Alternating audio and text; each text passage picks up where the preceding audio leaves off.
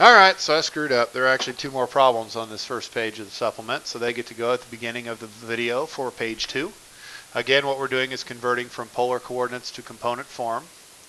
So we're given an r and a theta, and we plug them into those equations at the top right, which would give us our x and y, which become our component form.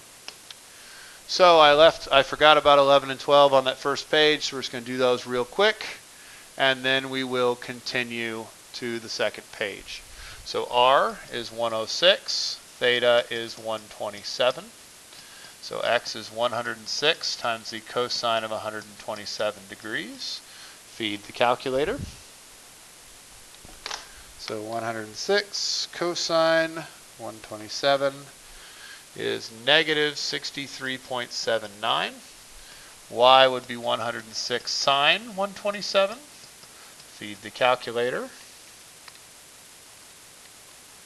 Or 84.66. So that'd be negative 63.79, 84.66. Finally, on number 12, r is 48.5, theta is 33 degrees. So x is 48.5 times the cosine of 33 degrees. Feed the calculator, which is 40.68. Y is 48.5 times the sine of 33 degrees, which is 26.41. So in component form, 40.68, 26.41. My apologies for not including that on the previous video, but I didn't realize it wasn't done yet. Alright, so on the second page we're asked to find dot products. And guys, dot products are unbelievably easy. We're looking at section 7, I believe 4. 7.4, yep, 7.4. And we have a rule that says that the dot product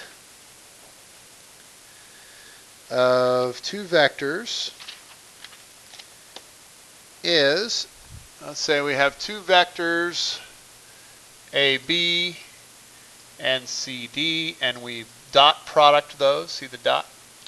That is equivalent to the value AC plus BD. So that's all we're doing here.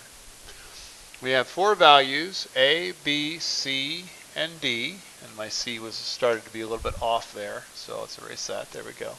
And we just plug into AC plus BD. That's 4 times 7 plus negative 5 times 5. And we just simplify that. That's 28 minus 25, or a dot product of 3. That is as simple as this gets. Okay? So U of A, B, C, and D. Doesn't matter what they're named. The first two are A and B, the second two are C and D. And we do A times C plus B times D. That is 4 times 7 plus negative 5 times 5. That is the exact same problem. Wow. Nobody called me on that, huh? Oh well, same problem, same result. Alright, let's do some more. Oh look, that's the same problem as well. Great. Well, we're going to skip the third time instead of doing it again. So anyway, then we could have it in what's called I and J form. This doesn't change anything. All that this is saying is that the first vector is 3, 5. And the second vector is negative 1, negative 2, because the I and the J are just representing those components. So again, that's A, B, C, and D. And we're doing A times C plus B times D. That's how we do the dot product. That is 3 times negative 1 plus 5 times negative 2. That would be negative 3 minus 10, or negative 13.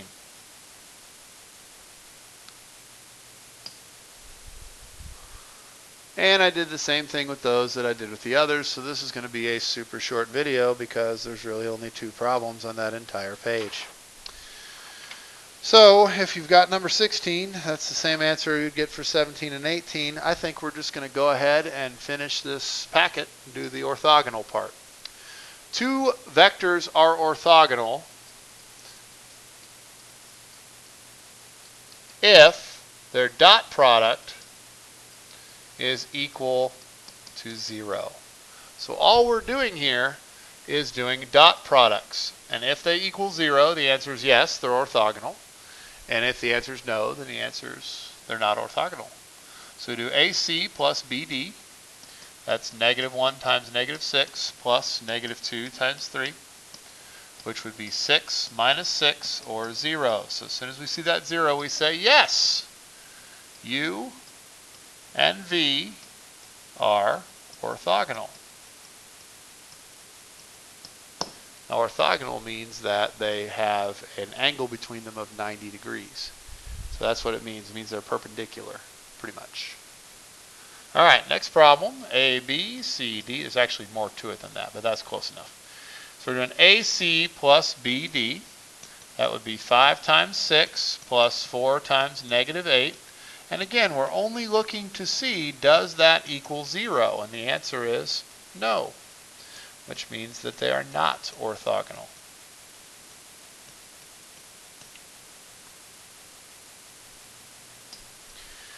#21, same exact process. A, B, C, D, and we check the dot product. AC plus BD, which would be -2 times -6 plus -2 times 12. That would be 24 minus 24, or 0, which means yes, U and V are orthogonal because their dot product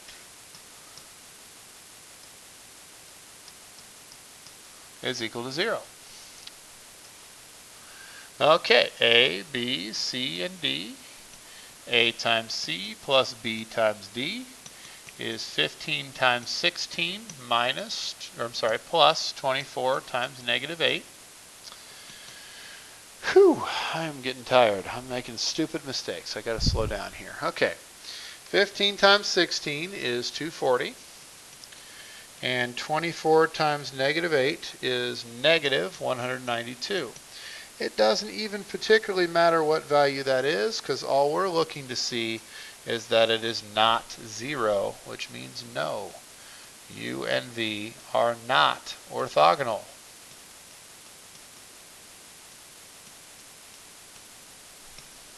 That is a no. All right, last two problems, same exact process. A, B, C, and D, we're checking to see if AC plus BD is equal to 0. So -10 times -11 plus -22 times 5.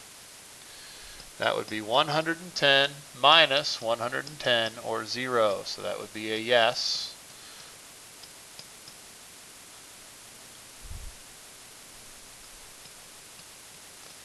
Those are orthogonal vectors.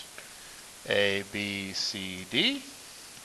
A times C plus B times D is 3 times 7 plus 9 times -2. That is 21 minus 18, which is 3. That is not 0. So those are not orthogonal. That completes the entire review packet that you have for your trigonometry exam. I hope these videos are useful. I hope you're preparing, because finals are coming very, very soon.